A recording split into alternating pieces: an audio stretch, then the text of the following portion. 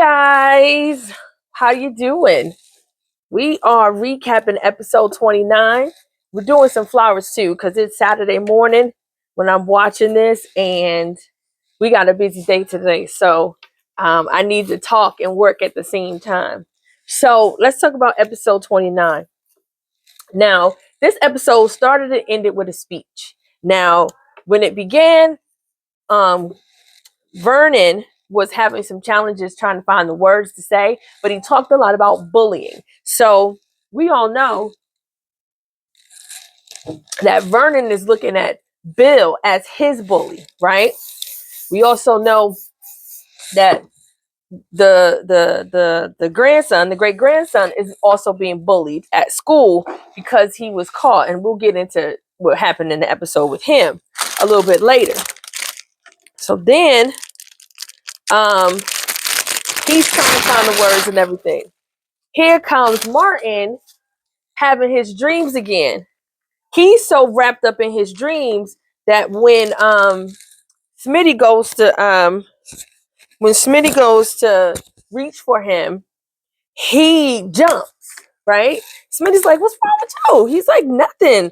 You just startled me. I didn't know." He's like, why would you be startled? What's going on?" He knows he's having nightmares. He understands something is going on. But the thing is that Martin knows something happened, but I don't think he remembers exactly what happened.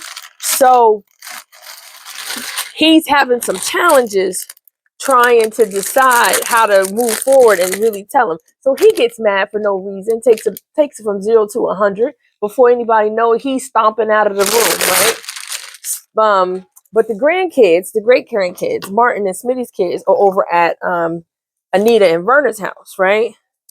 And baby girl's got to do a book report, and they give us a little backstory and history on Alex Haley and his book. So they are, having sort of like this amazing sort of Black history moment, which is so sweet and so tender. And Grandpa and baby boy are playing chess. So it's like a really good, wholesome grandma, grandpa, great grandkid kind of a thing, right? So they cut to, baby girl sitting on the couch, and she's getting a message from her friends at school. And what ends up happening is that his her brother's underwear picture, and he had checkers chessboard underwear, which in itself is not really that much to be embarrassed about. But I guess when you're 16 and the picture goes to one of the most prettiest girls in the school, that you are somehow embarrassed by that. But I really thought that in a family like that they would have built up his self-esteem a little bit better than that, so that something like that wouldn't have so much of an effect on him and so much of a hole. And it just seems very these are horrible. It just seems very childish. Like, you should be better than that. Like, you come from good stock, so why are you acting like that? But everything triggers kids differently, so it's okay, I guess. But I really thought that they would have had a much better much better self-esteem than what he does. I can't put this in here. This is gonna fall apart. I got these hydrangeas. My wholesaler was closed this morning, and they're just falling apart. Look at that. I can't use that. All right, so we're gonna make it work. I put a little extra roses in there, kind of offset the volume I'm gonna lose having that third hydrangea. But okay. All right, so I do have another one. Okay, so she's like, the secret is getting out. So she tells him he's reading the comments. We all know you're not supposed to read the comments. You're not supposed to read the comments. Why would you read the comments? So he's all, about to be, in my opinion, either suicidal or homicidal. by reading these comments. But anyway, I digress. Next, Eva's at the hospital. She runs into Dr. Nicole, and she's like, let me introduce you to somebody. So she introduces her to the girl who was her assistant that got hurt. Her mama ran her off the road. And they start talking about the accident and how she watched her, hit her, and then came back to verify, looked at her license plate. And Nicole was like, dang, geez, what kind of world do we live in with people that do such crazy things? And Eva has a little flashback of her asking her mama, did you have anything to do with that girl going off the road? She sure did have something to do with that girl going off the road. She was the cause of that girl going off the road. Well, anyway, she ends up, now the housekeeper knows Leslie, right? The housekeeper knows Leslie, and also Ashley's mom knows who Leslie is by face. They don't know her by Dana, they know her by Leslie, right? So she just throw that in the trash. All right. Sometimes you live and you learn. You never know until you try, right? It's better to do something and fail than to never do anything at all. Remember that. So anyway, next, so they run it. So they talking to Leslie, Ashley's mom and the housekeeper. They're talking to Leslie, telling her that, old girl is feeling better. She's going to be back at work, which, ultimately threatens Eva's, opportunity to work for Nicole. And she needs Eva to still be working for, Nicole so that they can do the whole thing at the anniversary party and they can book the anniversary party. So Nicole knows that too. And she's like, in her mind, things are really, really busy. I do have like a double volume of stuff. Would it be so bad to keep her? And Tim thinks the same thing. So Tim brings it up first anyway. And Nicole's like, yeah, I think I like her. Let's keep her. Right. So their plan is to keep her. And the thing is that Tim, not knowing, they're setting him up to be understanding about identifying Eva as his daughter, but also it's going to be very heartbreaking when it happens, right? So he finally goes to give Dana the money. I'm gonna call it Dana. Her mama named her Dana. I'm gonna call it Dana. And the truth is, I don't even know if that's her name. But so I just gotta keep making sure this thing is on because I recorded 2 episodes ago and the whole thing was off at the same time. But anyway, I digress.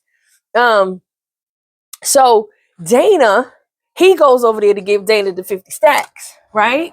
So she comes out and is like, who, if you don't get out of here, how'd you find me? All this. He's like, listen, I followed you. I know where you at. I run this town. You don't know me like I know you, right? And she's like, listen, I give you this money, you get out of town. And at first she wasn't gonna do it. And all of a sudden she's like, okay, I'll go. What about the family you left for me? You don't care. And he was like, you're right. I was wrong for making you believe that I was going to leave my wife. I was wrong for what I did. I hurt you. I was wrong for all the way I made you feel. I mean, Tim is the most emotionally intelligent man I have ever met in my life. I'm talking about he knows how to take personal responsibility. He's not a narcissist. He's not a beta man. Most people are like, oh, well, he's a beta man. Nah, he's a good dude. He's just, it is what it is. So he's going through it, and damn Eva, she show up at the damn door. So she gotta quickly jart out the way, right? So she overhears half of the conversation. She don't hear the real half, or anything like that. So they end up.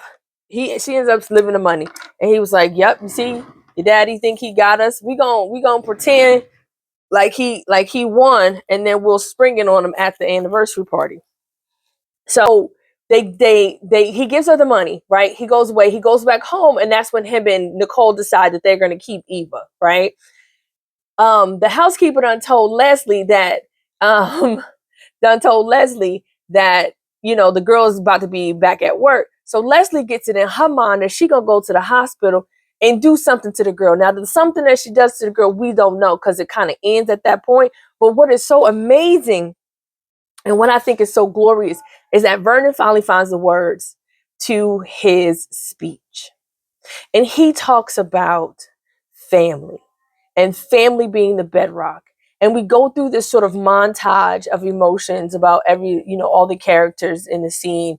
And we talk about what it means to be family and what family really stands for and why it's important. And Tyrell is still standoffish. He's still reading the comments like, some sort of lucid animal. He's so sad, and it's so heartbreaking to see him in such a state, right? Then they pitch over to Eva. She's counting money. She's realizing that her days are slightly numbered, that she's gonna have to finally either reveal who she is or she's just gonna go home with the money. She's going through a dilemma. And it really, the speech is powerful. It makes you fall in love with this show even more because it gives you such nuance to why it's important. But also you remember the beginning of his speech was about bullies and how they're persistent. So this is when we go into Leslie. She's now at the hospital. She done got on her nurse outfit. She got on a brand new wig, and she comes in and she talking. She goes into Lauren's room and put something in her IV bag.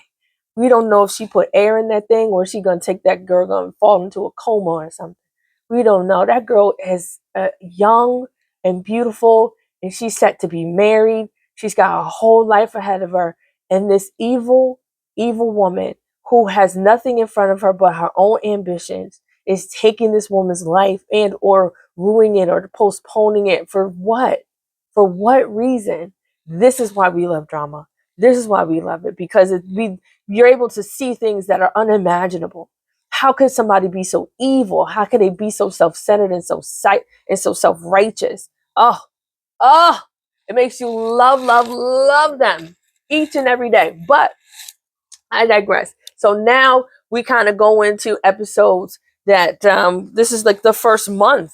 Technically, this is the first month of shows, so it was really a good way of sort of hitting like a reset button, knowing that secret about Martin is really going to be the one that turns the tide, knowing that secret with Tim is going to, be explosive, knowing that the court case between Naomi and Bill is going to be explosive. So it's a lot of great storylines, a lot of great ways of really identifying some of the things that are going on. It's really, really exciting. So I'm all done with my arrangement. Look at that. Yeah. Yeah, just a simple blue hydrangea, white rose, white spray roses, and some oriental white lilies. That's it. All right, guys. That's my retake on episode 29 of Behind the Gates. Make sure you like, comment, and subscribe. And if anything else, share. Love you guys. All right. Bye. Be sure to like, share, sign up for those notifications, and subscribe to this channel.